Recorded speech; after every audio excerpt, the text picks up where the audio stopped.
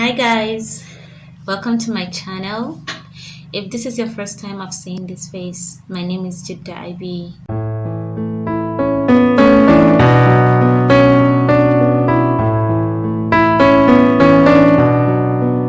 If this is your first time coming across this channel, please subscribe, hit the bell icon for notification because you wouldn't want to miss any of my video, and click the like and share button for others to watch. As you can see, you can see me looking at the other side. I have my script here because I wouldn't want to miss anything that I want to say. We're going to talk about how my B1 B2 visa got denied. So we started with the passport processing, and my dad was like, "You're going for your passport tomorrow as early as possible." So I woke up as early as possible because my passport, I got my passport from Gwagwalada, and it's so far from where I am. So I had to wake up very early to get to Gwagwalada, and when I get there, the queue was something else. I had to wait, and I think I spent like 10 hours there. Yes, if I'm not mistaken. I spent like 10 hours there, and I did my passport, but I couldn't collect my passport that very day because they made a mistake on my date of birth. So I had to collect my passport the next day. But I wasn't the one who collected the passports. I didn't collect the passport myself. The agent who did my visa application process was the one who collected my passport, and at then I didn't even know I was applying for visitor's visa because my dad didn't tell me anything about it. He just told me that, okay, you're going for your passport, blah blah blah, and I went. So the next day I went on, I can't really remember the dates and time, but when I went for my passports, after 2 days, the agent brought my passport home and a confirmation letter, which had this United States of American logo on it. So that was when I knew my dad was processing the visitor's visa for me. And my dad was like, okay, you're going for your interview on Monday. This is your confirmation letter. You should go through it, blah, blah, blah, blah, blah. And I went through the confirmation letter, and I saw what and what not to bring to the embassy, stuff like that. So I didn't even know anything about visas. I had to go online. I had to go to Google and check most of the things that the VO will ask me. That's the visa officer will ask me. And I saw some articles which I didn't go deep into it. I had to go through the confirmation letter and see all the things. So, and I want to say something. If you are applying for any type of visa, I beg you, do it yourself. Do it yourself. Do not give any agent to do it for you, because if you give any agent to do it for you, he is going to ruin your application, and you wouldn't want that. You should just do it yourself, because mostly these agents, they don't know what they are doing.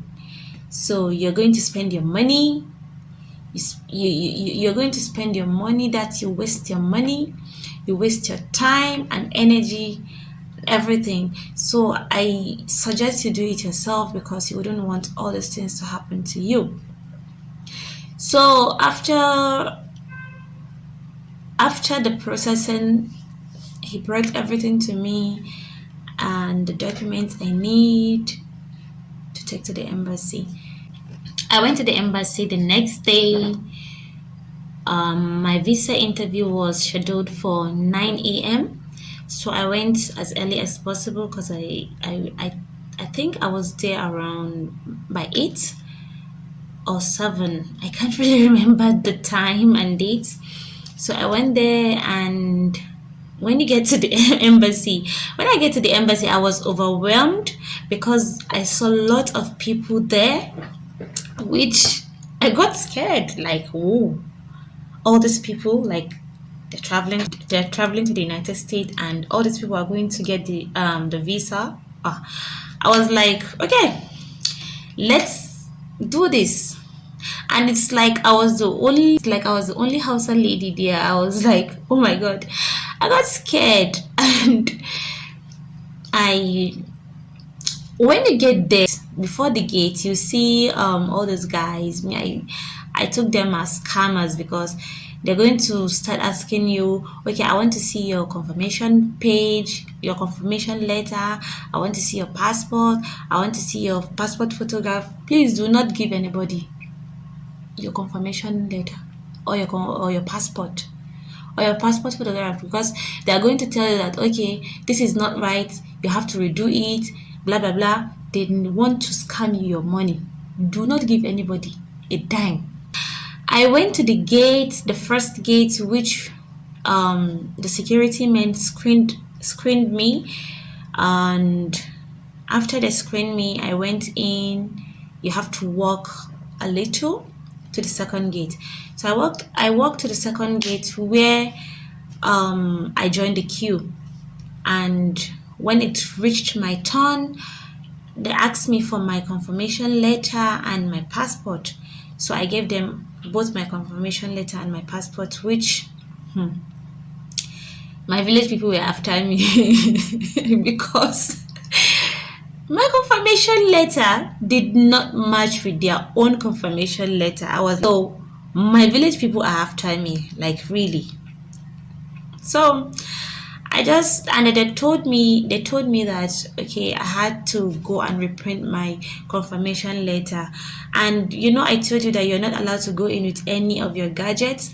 So I left my phone at home, and I can't call the agent, I can't call my dad, I can't call anybody. So I had to go back home to call the agent. I went back home, I called him. The confirmation letter he gave me was not correct because the confirmation letter didn't match with their own confirmation letter. And he was like, how comes? And I said, I don't know, because this is my first time of doing this, so I don't know anything about it. So he came home, he collected the confirmation letter, and he reprints another confirmation letter for me. I don't know how he did it. And I was lucky enough to get an interview date that was scheduled for the next day. So I went back to the embassy. I went through the same process, which when I get to the second gate, collected my passport and my confirmation letter, which letter matched with their own. So I went inside and the main building, which I came across a security officer, and he directed me to the waiting area. So when I went to the waiting area, I sat down there and I waited for some seconds. Then I was directed in where I am going to do my biometric. I went in and I did my biometric. Then I joined the queue. My visa date was 2017 August, but I can't really remember the date. And the second visa was September, my first denial. Then I applied again for the second one. So that day, people were just getting rejected. I don't know why. I don't know what was the reason why they were getting rejected. And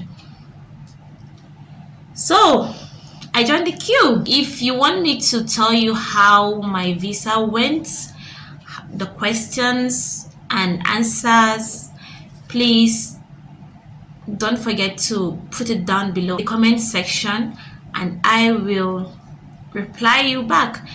And if you want to know how my interview went, I'll make another video for that, and I'll tell you how my interview went. Thank you so much for watching. I love you guys, and don't forget to give this video a thumbs up. Thank you so much. I love you guys.